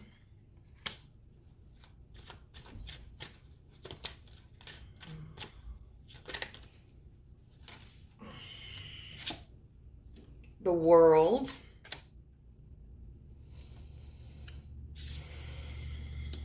And I will accept this card. The Lovers in reverse. I'm just going to put that there. Right off the bat, I'm going to say this is like a very big codependency issue. The 9 of Wands in reverse is kind of feeling about not having a direction, feeling lost in their direction. The 5 of Swords is about conflict. And the way that I kind of take that to mean is that they're really they're feeling difficulty. They're conflicted on how to make their own path. I definitely feel that this is somebody who kind of saw you or sees you as their anchor. I remember my first boyfriend, we were together for 6 years, and he really struggled with sobriety. And he told me that, if it wasn't for me, then he would be doing something worse. He begged to move in with me at one point because he'd gotten busted for pot because he'd been driving around. And we lived in a very small South Dakota town, so it was a big deal. And we were young, and he was still living with his mom at that point, and he was begging to he was begging me to let him move in because he didn't feel like he could stay sober at his mom's house. And that I had been saying no to him moving in for years because he didn't have a job and he wouldn't hold one down. But that kind of pulled at my heartstrings, and so he really put me in a position where he made me feel like I had to take care of him. I had to be the reason why he stayed sober, even though he didn't stay sober. And that is a completely inappropriate responsibility to place on somebody. And it's because that person doesn't know how to do it for themselves. We have the World in reverse, which talks about a cycle being incomplete, and the Lovers in reverse, which talks about like not really having a choice. And we can think of in the Fool's Journey, the Lovers The Fool meets the Lover, and as you can see here, there are these staircases. And there's a staircase right here, and then it goes on a separate path. They meet up again, and then they completely separate. And in the Fool's journey, when the Fool meets his love, they spend time together, many years, but then comes a point where he has to make the decision, like, do I want to stay here with my love and give up on my spiritual journey, or do I want to continue my spiritual journey knowing that my love is not going to follow me? And so I don't feel that this person is ready to delve deeper into themselves, to venture out. So really this energy is kind of like, if you let me back into your life, I promise I'm going to change. And that's not healthy, you know. It's unfortunate, but it's very common. This could be, you know, a lover, an ex-lover, a friend, a family member. And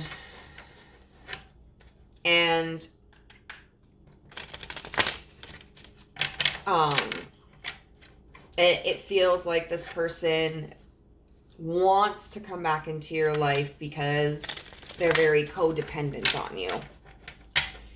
So let's see what their intentions are, because they may want to come back into your life, but are they going to choose to try to come back? Like, are they going to make the decision to reach out to you? That's an entirely different question. What is their intention with reconnecting to pile 3? What's their intention to reconnecting with pile 3? The King of Pentacles, the 6 of Wands, and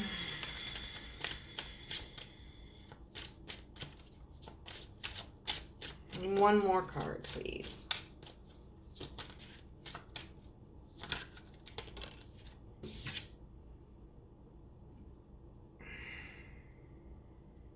And the 6 of Swords in reverse. We have the Ace of Swords here, which is what I was talking about earlier. So I'm gonna, okay, this one was being kind of wonky, so I am gonna put the 6 of Swords upright.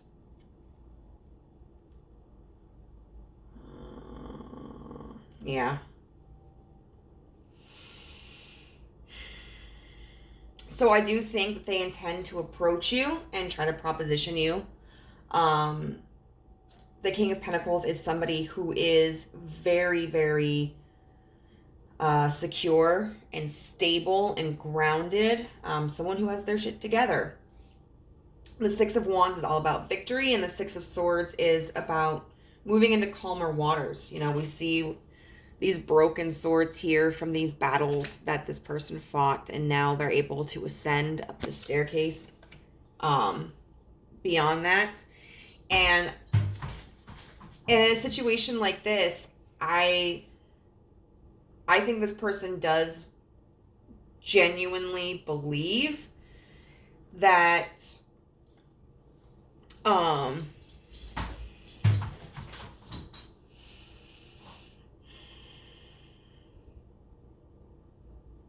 that they can do this. I mean, because sometimes if someone comes to you and is like, hey, I've really been working on myself. I know I've messed up in the past, but I'm going to get better. I'm going to do better. And they may actually intend to do better. They may have a plan in place, or they may just feel like that rush of confidence. Like, yeah, I'm going to do this. And it's not that they're necessarily lying. In that moment, they feel very confident, very hopeful, very dedicated to being a better version of themselves. But it becomes a matter of, are they actually going to stick to that? Now, if this person,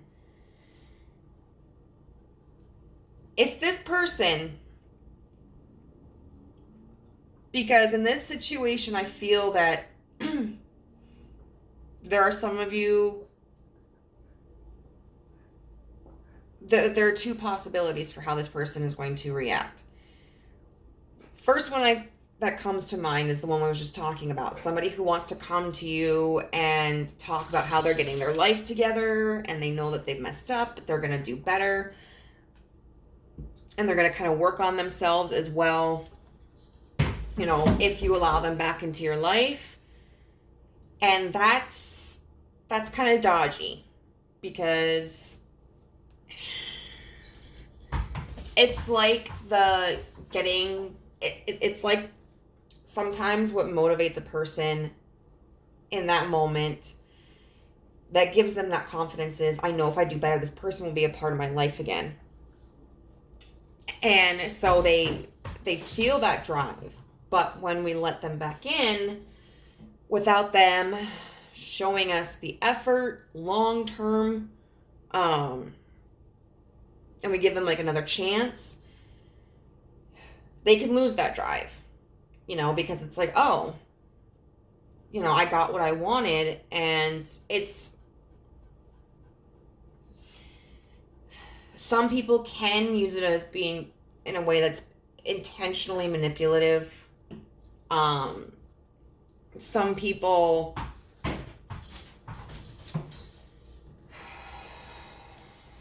are like, I think, unintentionally manipulative with it, or willfully ignorant of how manipulative this behavior is, because it's like once we let them back in our lives, they may do well for a while, but then many times kind of relapse into negative patterns.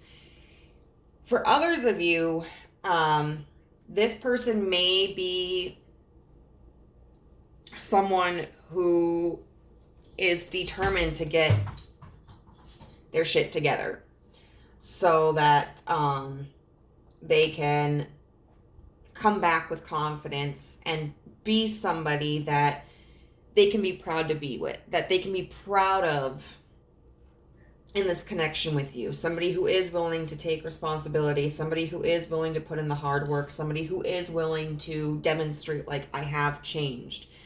And so ultimately, I mean, we're going to get into advice over here, but ultimately I would say, like, if this is somebody that you're dealing with or have dealt with and they come back, don't jump into anything. And whether they are somebody who is making this promise of, I promise I'll change, versus like somebody who is demonstrating that they have changed, then I think, you know, you can use that to kind of gauge, like, should I be willing to reconsider this connection? And if so, like, I mean, you're going to have boundaries, and support, external support, you know, because it is hard when we fall into addictive patterns of behavior, whether, I mean, it's literally substance abuse or something else. It is very hard to change. And, you know, as someone, you know, who cares about somebody who has some destructive behaviors, we can sometimes take on the burden and the responsibility if they begin to relapse, and it becomes easy to take it personally when it's really not anything personal. It's not anything that we can control. So let's get into some advice. We have number 14, a difficult path is being revealed. Ask for help and learn that we are all connected. We have number 6, dragons, slay them all. And self-care and integration. So, I would definitely say that for the majority of you, this person is probably going to still have destructive tendencies. I do think they are genuinely trying to make a change, but sometimes when we're in the process of healing and changing, we get to a point where we think like, oh my God, I've done it. I've had a huge breakthrough. And we don't understand that there are going to be times when we fall back into those bad patterns, and that healing is not linear. That we will make mistakes from time to time. You know, it can be easy when we see that first jump of progress to just think like, oh my God, I'm doing it. Like I did it. Without understanding that in order to create consistent results, we have to be persistent. And so I think, you know, this is very much a caution of this person coming back into your life. Like, this is going to be difficult. You're going to have to make a difficult decision. And if you do allow this person back into your life, it is going to be a rough road. Now, of course, there are success stories in connections, whether romantic or familiar, with friends, where someone has been struggling with some destructive behaviors. And eventually they get it together, you know, and there's a connection where they fought tooth and nail at times, because their friend or their lover or their family was trying to hold them accountable, but they're able at the very end to come together and still have that connection, and for it to be kind of a stronger connection. And I think that, you know, situations are going to be different, and that could be a possibility, but understand, like, it's not an easy road. Like, if this person comes back into your life, they are going to make mistakes, and you are going to have to set boundaries, and you are going to have to abide by your boundaries. That means, you know, making the hard decisions. That means not enabling. That means establishing boundaries and keeping communication open. And if that person violates those boundaries, there have to be real consequences. There can be, you can't do any passes. It can't be oh, well, they said they never do it again. Because part of having destructive patterns is, if we enable them, we're conditioning them that it's okay to do that, that there aren't going to be any real consequences. And the consequences might not, they probably won't, be the reason why people change their destructive habits. But the consequences of boundaries being violated are more so there for us, because we have to protect ourselves in situations like that. And if we are allowing people to violate our boundaries and not following through with an established consequence, we are not protecting ourselves. We are harming ourselves. So I think that's something you need to be very aware of. This dragons, slay them all.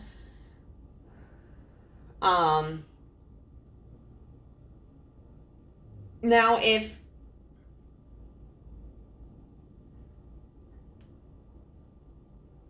this, okay, so this is kind of a last minute interpretation. If this struggle is your struggle, and if this is all representative of you, this is very much encouragement to just continue forward, because it can be very difficult when we are experiencing like addictions or destructive patterns of behavior to allow them to overcome us, or to give passes to certain things. Like, you know, someone who may be an alcoholic going like, well, it's my friend's birthday, you know, I'll just have one. Probably not. You're probably not going to be able just to have one. And so, so there are maybe certain settings that if this is you, maybe you need to keep yourself removed from. Maybe you need to remove yourself from certain people. But this is a discussion about keeping that confidence and that drive. Yeah, like, oh my gosh, I never even noticed this. Yeah, see, this girl has this one prosthetic leg here, you know, but she's not letting that slow her down. She's not letting that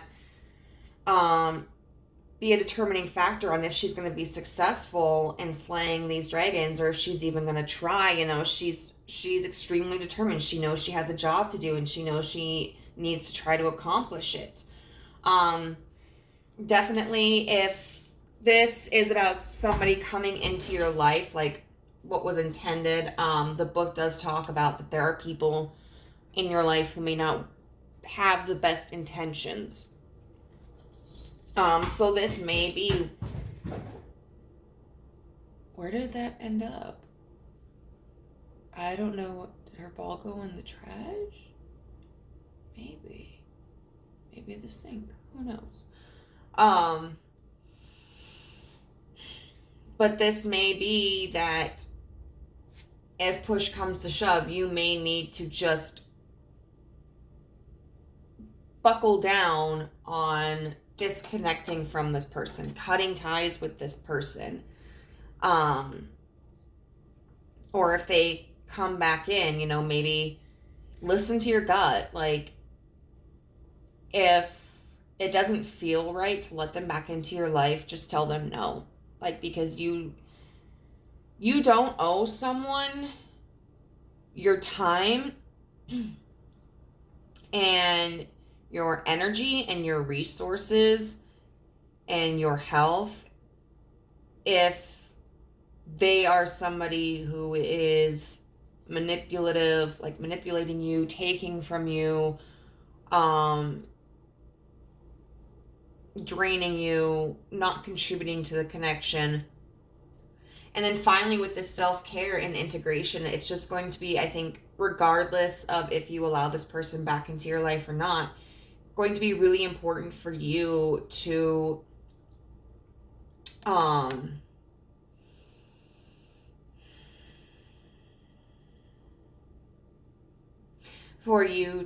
focus on yourself. Make sure you're eating well. Make sure you're staying hydrated. Take breaks to relax. Make sure you're getting enough sleep. Make sure that you are spending time with other loved ones. You know, make sure that you are taking care of yourself, because being in a connection or trying to heal from a connection with somebody who is struggling with really destructive behaviors is exhausting and it's taxing. And we have to remember to provide for ourselves. Otherwise, even if they're not there, we can spend our energy just worrying about them or being frustrated, angry, hurt with them. I also want to finish up with talking about ask for help and learn that we are all connected. It is really important for you to have a good support system around you, whether that is a professional therapist, family, friends, coworkers. If this person ends up harassing you, making sure that you have people that will help protect you and keep you safe.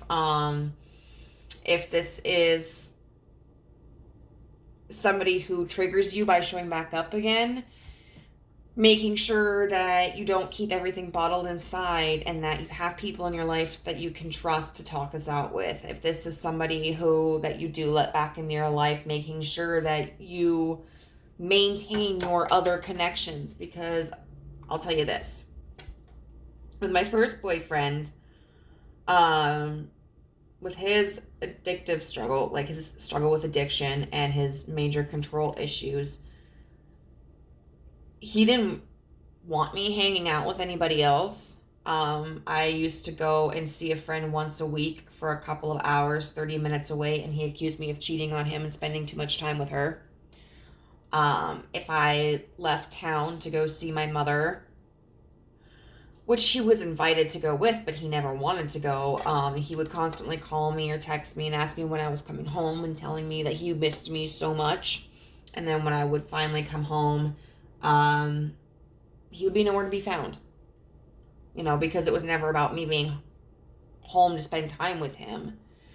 It was about him having the comfort of knowing where I was. He literally, at one point when he told me, he was really messed up. I don't know on what, but he told me that he wished he could lock me in his bedroom so that nobody else could ever see me. He used to drive by when I was living with my aunt, just to make sure that I was home. And then my second boyfriend after that he, he was kind of supportive if I wanted to go hang out with friends. So that wasn't much of an issue. But if we were spending time together, all it consisted of was him drinking. We didn't really go out and do things. We went out to the bar. And, then we'd go back to his house and he would just drink, eat, and go to bed. When I finally put my foot down about not being around him when he was drinking, then I just didn't see him. So unfortunately, part of behaviors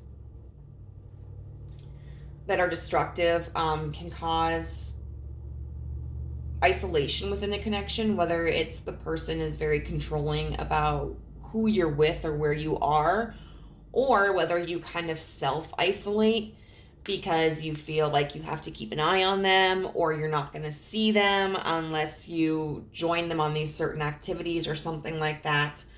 And becoming isolated, whether it's because like they purposefully isolate you or you end up isolating yourself, that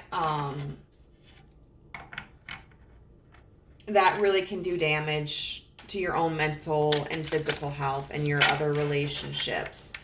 And so definitely, no matter what decision you make, keep those other doors open and consistently remain active in your other connections. So finally, one last piece of advice. We're going to get an affirmation card to see what spirit, what can help you through this connection or through the situation, what you need to know, what you need to remember.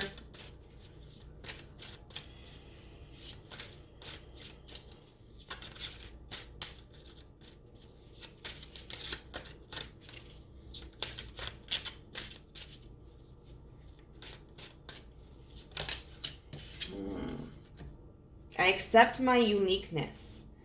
There is no competition and no comparison, for we are all different and meant to be that way. I am special and wonderful. I love myself. I don't know, for some of you, maybe this person has made you feel that they weren't special. Unfortunately, destructive behaviors in someone can also cause them to tear another person down, which can in turn cause isolation. But I think it's also,